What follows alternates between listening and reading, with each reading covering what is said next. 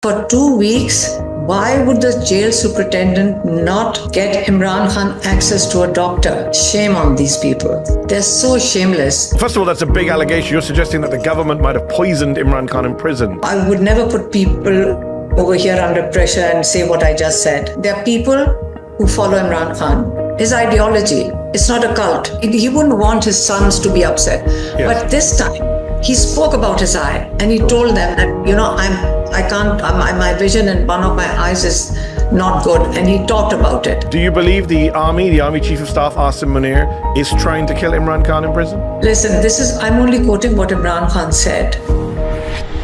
Welcome to another Zeteo live town hall for subscribers. Appreciate you all joining us on this Thursday morning here in Washington, D.C. Although my guest is it's not morning where my guest is. She's in Islamabad, Pakistan. Alima Khan, sister of former Prime Minister, jailed former Prime Minister Imran Khan, joins us again from Pakistan live for this conversation with all of you and with me. Thank you so much for taking time out. Thank you, Mehdi, for having me on your program. So, unfortunately, you're not coming on the program with the best of news. One of the reasons we wanted to have this conversation is that there have been a lot of alarming reports recently about the state of your brother's health, specifically his vision. There are reports, and his lawyer, Salman Safdar, he visited your brother in mid-February. I think he was the first to visit for 7 weeks. What did the lawyer say about Imran Khan's eyesight specifically? Because there's been a lot of claims being thrown around, a lot of denials. What do you understand the state of his vision to be? Actually, Salman Safdar has been Imran Khan's lawyer for nearly over 3 years. So he's well acquainted with Imran Khan.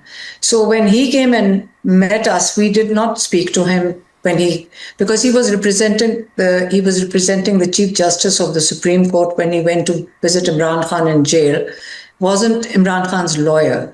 So when he was going to prepare the report, we made sure we didn't speak to him about it till he presented it in the Supreme Court. But once he had presented it, we did sit with him, a few people in the Supreme Court before we went out to the media. And that was heartbreaking. What he told us was, I'm telling you, I broke down. And they kept saying, but you've got to be strong. I said, we know our brother. And the way we know what he was saying.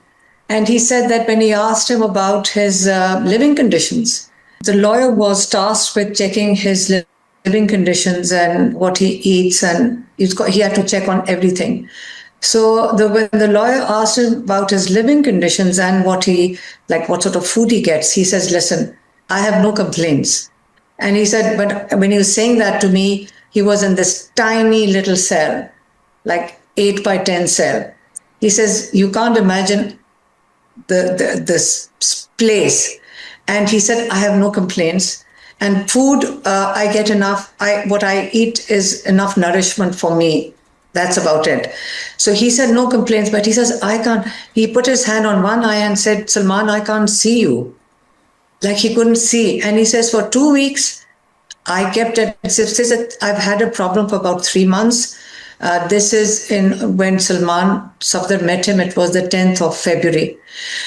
So 3 months, he said, I was having a problem, but 2 weeks I couldn't see. And for 2 weeks, while I couldn't see, I was telling the jail superintendent, I can't see. You've got to get me help. You've got to show me to a doctor. But for 2 weeks, why would the jail superintendent not get Imran Khan access to a doctor? 2 weeks, a person is not saying I've got I've got red eye. He's saying I can't see. You believe this was deliberate on the part of the authorities? It's criminal. Imran Khan sent a message to file a criminal negligence case against him. We said, no, it's not criminal negligence. This is criminal. It's not negligence. Because somebody's telling you I can't see. Yes. And he's been diagnosed. He's been diagnosed with a blood clot, I believe, in his right eye, which has left him with 15% only in his right eye. Is he getting medical care now, Alima, since it's become an international story? The problem is that when Salman Safdar met him, he said it's been about a few days. He said a few days earlier to Salman Safdar's visit, he said a doctor had come with some equipment He measured my eyesight, and Imran Khan is the one who said that the doctor told him that you have about 15% after that measurement instrument, whatever measurement they gave him. He said you have about 15% eyesight and you might not get the rest of it back.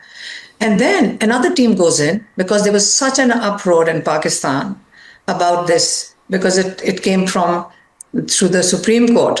The report was released once it was handed over to the Supreme Court, that what they said is, okay, then they started, and we said we want him to be seen in a proper hospital facility where there are specialists.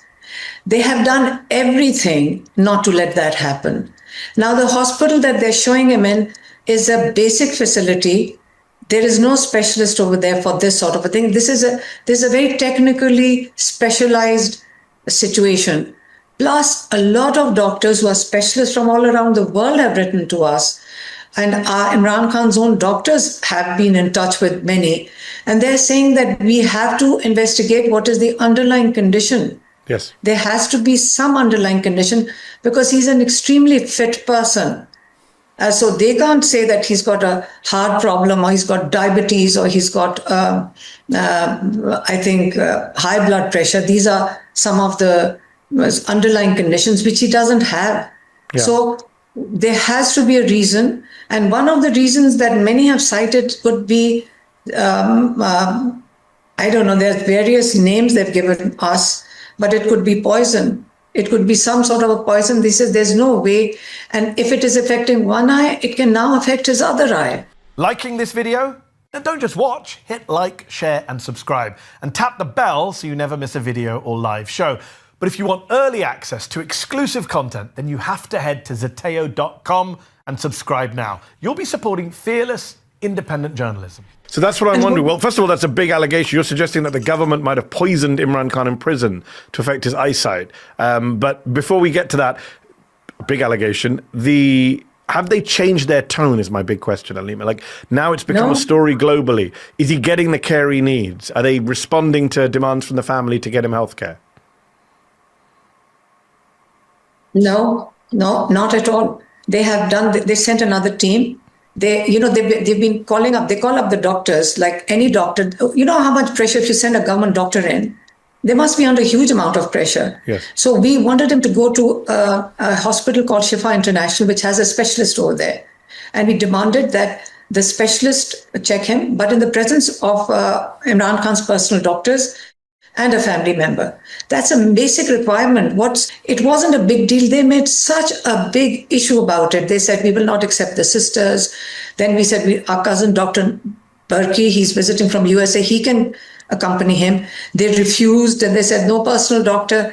They went through this for a couple of days. We were getting a call they were talking to the minister, one of these ministers called Mohsen Naqvi was speaking to the PTI people, and one person was communicating with us. But at the end of it, you know what they did? They sent a government specialist to the jail, and then this is on a Sunday, and just so that they can completely satisfy the Supreme Court. And they had a conversation with our doctor on the phone. And the specialist who was on the phone, like our doctors had recommended, he was on the phone. He heard them on the phone, the ones who had visited. He was asking them questions. And he's written a note that I'm completely not satisfied, simply because they have not given me any details. There's so much missing. And I don't think these doctors in this government hospital are specialized enough. They are competent enough to handle something as sensitive as treating an eye. And then they again took him in the middle of the night at about 3 days ago, I think on the 23rd night, about 12:30, 1 o'clock at night. They took him there. They got him his second injection. And within half an hour, they took him back to the prison. And all the doctors have said that there needs to be a proper aftercare and follow-up. And now they've taken him back to prison. So we have no information on his eye except for what he told his wife, who's also in jail. Then she told her daughter and her sister-in-law And told us that he says, I can't see. This is last Tuesday. He said, the team that came to see me, I'm not satisfied with that.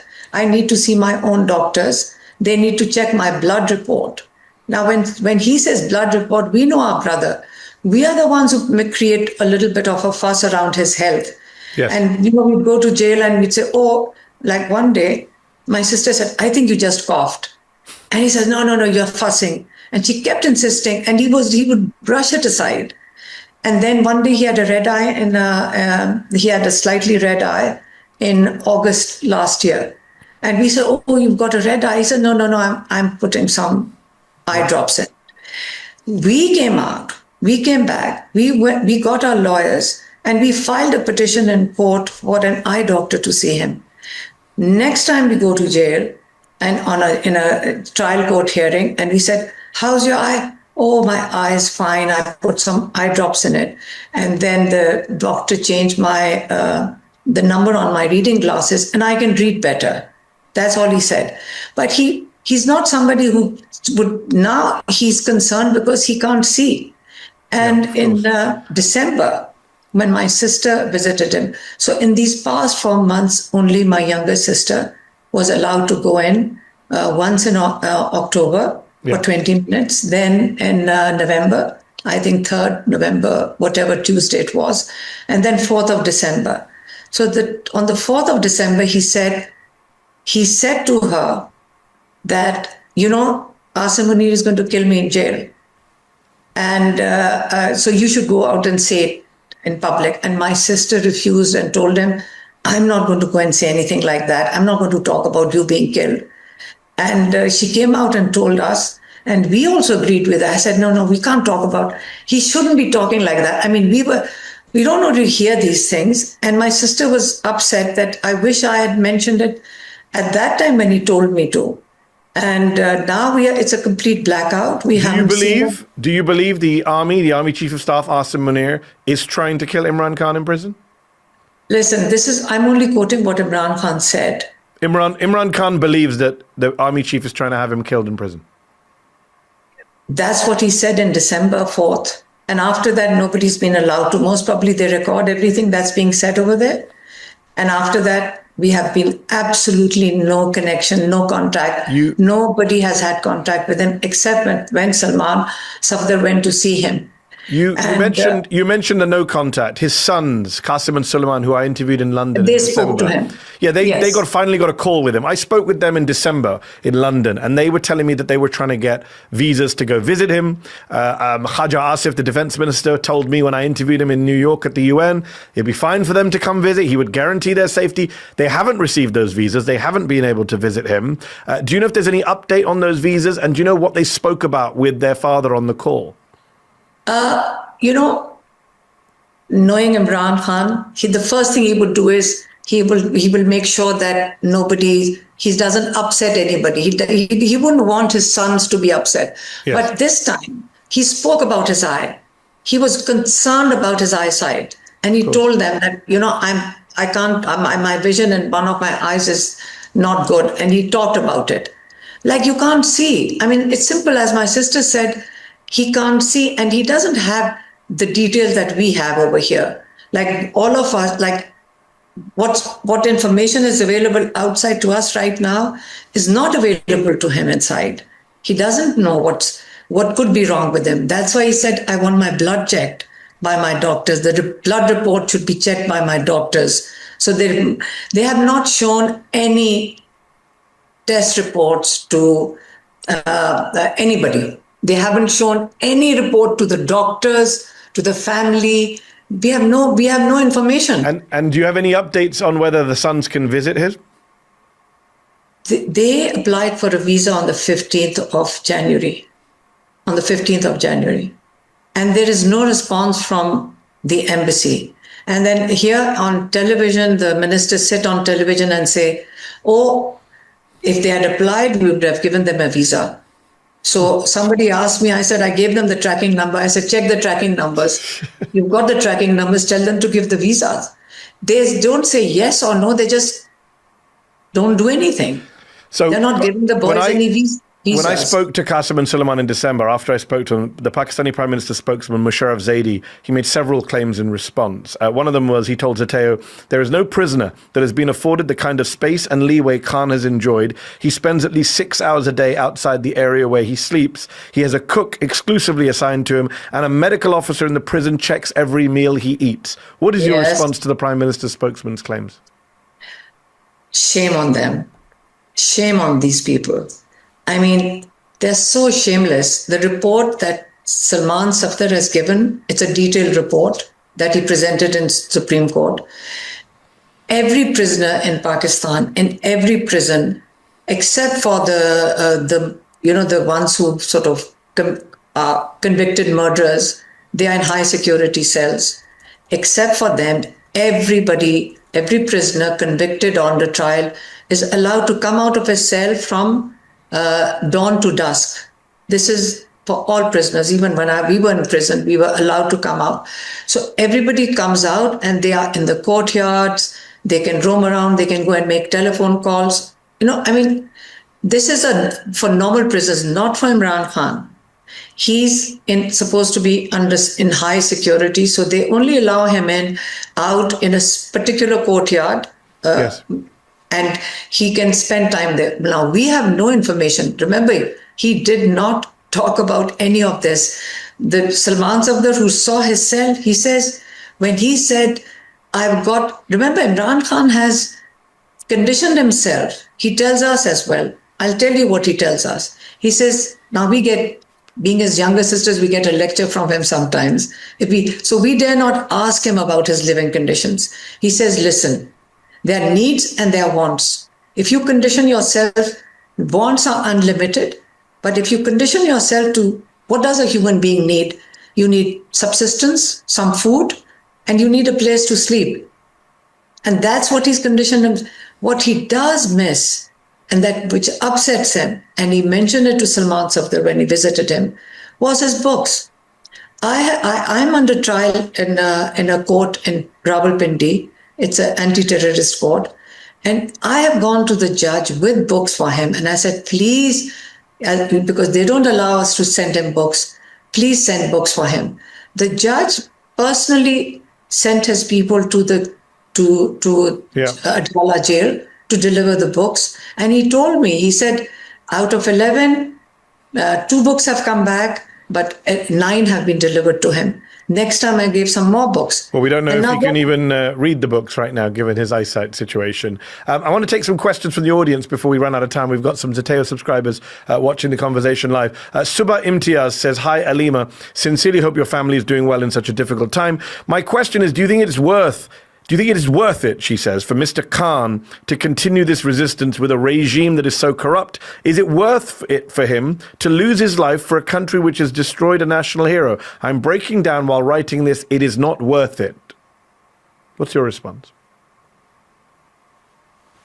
Then you have to know Imran Khan. Everybody thinks that people decide for him. He's reached a point in his life where he has repeatedly told us also that, listen, he's standing up for his principles. So let me repeat his principles so that you'll understand what he's standing up for and what he believes in. He said, rule of law. Without the rule of law, no country can survive. Fair and free elections. Both these things are related to the people of Pakistan. So he is doing it for the people of Pakistan. And that's all he's saying. They say, oh, he's very rigid. You know what they want him to do? They want him to just leave the country or keep his mouth shut, don't speak, and let us continue with whatever we are doing. That's the problem. And he's saying, no, the people of Pakistan, he's been saying this for 30 years plus, that you have to stand up for your own rights. You have a right in this country. So if for somebody who's put in 30 years of his life, he has reached a point, he says, I'm answerable to Allah. And when I go and face my Allah, I will be able to say that I did the best what I could do. This is Imran Khan. And there's nobody, none of us, we are very proud of him. So We on believe that in note, him, Alima, but he won't give up. So on that note, Hussam Badi asks, with such treatment for the last few years, especially now with his eyesight, how is Imran Khan's morale lately? His morale and his physical fitness. One day we told him that, you're fitter in jail than you were outside. He says, well, I have all the time in the world, I'll exercise. He exercises. And he's very disciplined with his exercise. And obviously he gets more time, he exercises a lot more. So he keeps himself, his mind and his body. This is the challenge. What are the two things that have happened, which is why we are Imran Khan is in this situation? He refused to give up, one. And secondly, the people have refused to give him up. They isolated him. On that note, Raza Khan asks, why has the street movement not materialized? It is believed that 90%, that's what he says, of Pakistani supporters of PTI, people should be on the streets, led by PTI. Why not? Why aren't they? Actually, this is what, this thing, but they did when his eyesight problem was identified. That's when, when the people come out, they have come out on the 26th of November, and they came out in hundreds of thousands when they marched into Islamabad, were very peaceful. We were there. My sisters. So we don't take children into a place like this if there's going to be a problem. And they had sniper rifles shooting at peaceful protesters. So nobody wants to do something that will lead to people getting killed. It's not something, it will take a lot of courage for anybody to say, I'll take people out when they have snipers sitting on rooftops firing at them. But if they don't solve this thing, they know that there's anger that is brewing. As you pointed out that 90% people are standing behind him, and that is why he's in. Sorry, we had a bit of an issue there with your wife. There's a peril of doing the live chats. Let me ask her. Multiple people in the chat are asking. Ali Khan, who else? Nafisa Rizvi. Bunch of people are asking, what confidence do you have in the PTI leadership? I believe this week you criticized the leaders of Imran Khan's party for not taking a strong enough stand on his cases. What is your position on the current leadership of his party? No, what I did say was, remember, Imran Khan has repeatedly asked his top lawyers. He had a lot of top lawyers. In fact, it was easier in these difficult times for lawyers because somehow or the other, they don't, they don't take them on. They don't sort of put them behind bars, and they are very senior lawyers. And he's been repeatedly asking that they have to go to Supreme Court and to High Court and sit there till they can get Imran Khan's cases put on the list for hearing. Because what's been happening is the two cases in High Court on which he should be, and him and Bushra Bibi should be getting bail, this judge, the Supreme Court Chief Justice, has not let that case come up, has not heard the case since over 1 year. So what he wanted is that there are only two cases. If he gets bail in it, he should be a free man. That's why we were in High Court today. So he said, just to answer directly the question from people in the comments, do you have confidence in the leadership of Imran Khan? Well, that's why I addressed it, that Imran Khan has been asking for months now for the top lawyers to go and get the cases. And it's not happening. It wasn't happening. So it sounds like you don't have confidence in the leadership of your brother's party. No, it's not leadership. It's the lawyers. I was talking about the lawyers. So, they're all lawyers. There are lots of top lawyers. So I did say... But you're fine with how the PTI is behaving in Imran's absence? Listen, at the moment, as Imran Khan says, there are people who follow Imran Khan. His ideology. It's not a cult. They're following his ideology. They understand what he's saying. The young people understand what he's saying. But at the moment, the whole country is standing literally with him. The police, the military, everybody's standing with him. So it's only a matter of time. So because the country is standing behind him, in a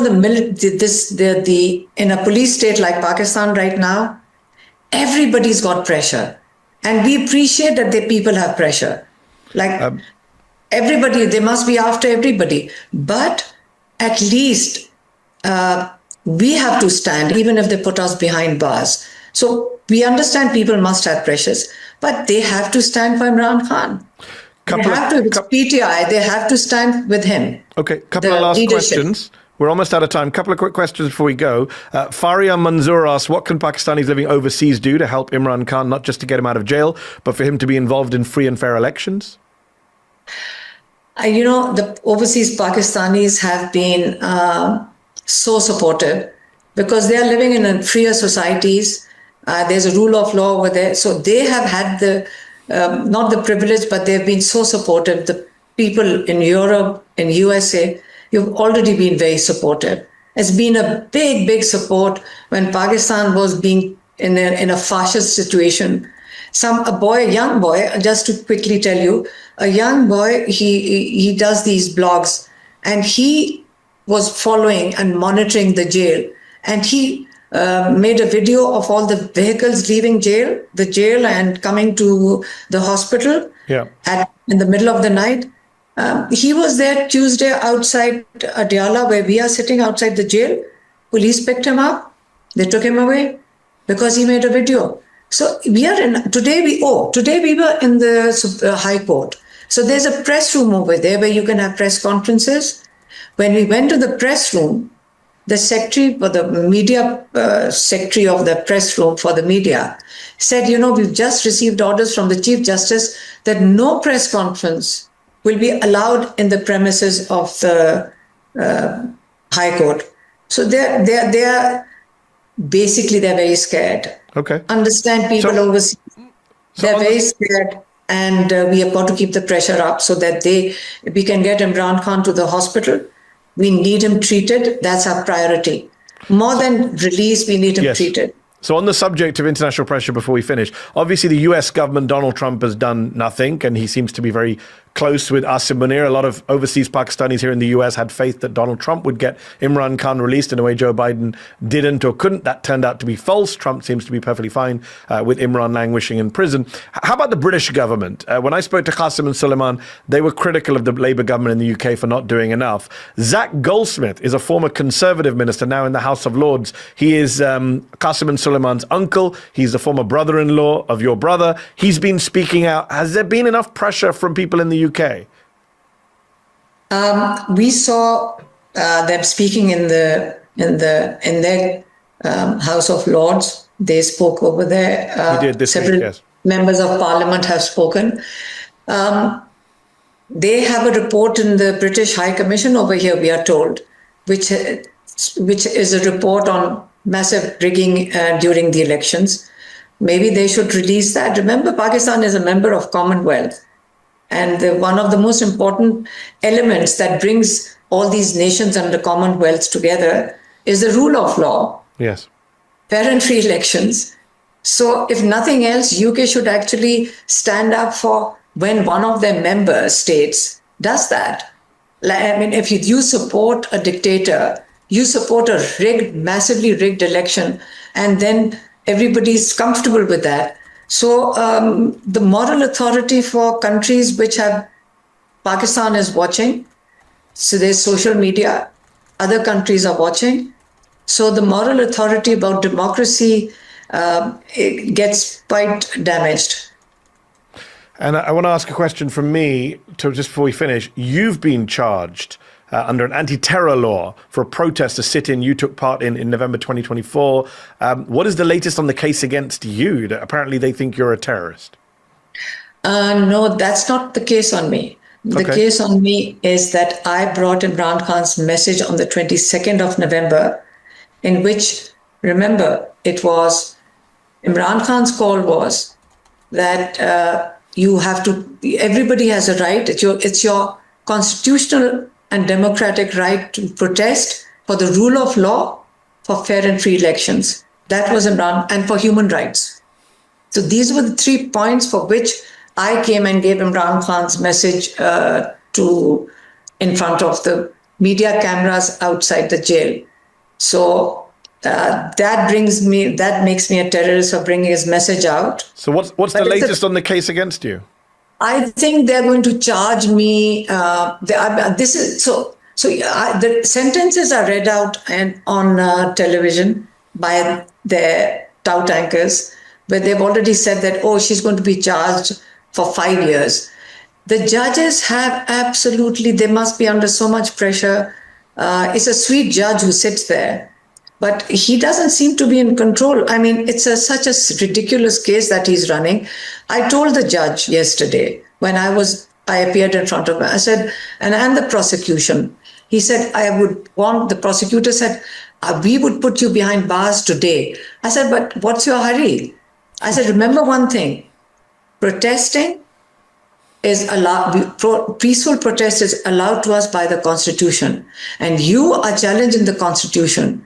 Yeah. And soon, all of you who are challenging the Constitution should be brought and, under the Constitution. And you should have charges put against anybody who frames, tries to put people in jail who are protesting for the rule of law. I told the judge, I said, we are protesting.